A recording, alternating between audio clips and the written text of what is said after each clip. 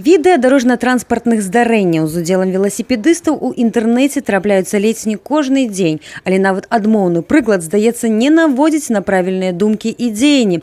Два колы не значыць менш небяспекі. Правілы удзелу ў дарожным руху абавязковы да выканання і веласіпедыстам у прыватнасці. Гнаць па горадзе ў літаральным сэнсе, падвяргаць небяспецы сваё жыццё і іншых удзельнікаў дарожнага руху. Паводзіць сябе бяспечна неабходна і на пешаходным пераходзе. Как минимум переводить в руках через дорогу велосипед, но я этого не делаю. Не делаешь? Нет. Нарушаешь?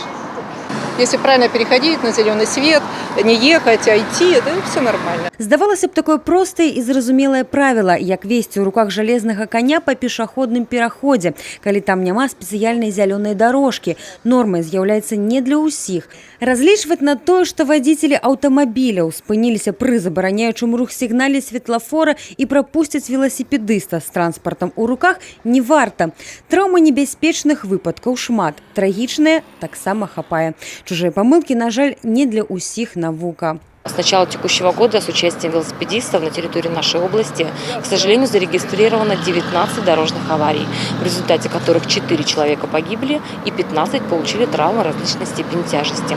За нарушение правил дорожного движения велосипедистам грозит предупреждение либо наложение штрафа в размере от 1 до 3 базовых величин. Если же при этом велосипедист находится в состоянии алкогольного опьянения, то штрафная санкция от 3 до 5 базовых величин, но за создание аварийной обстановки велосипедисту грозит штраф в размере 8 базовых величин.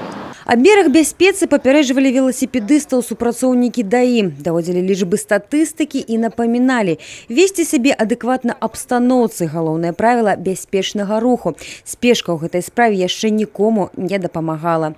Софія Бережная, Алексей Рыбкін, тэлерадыёкампанія «Брэст».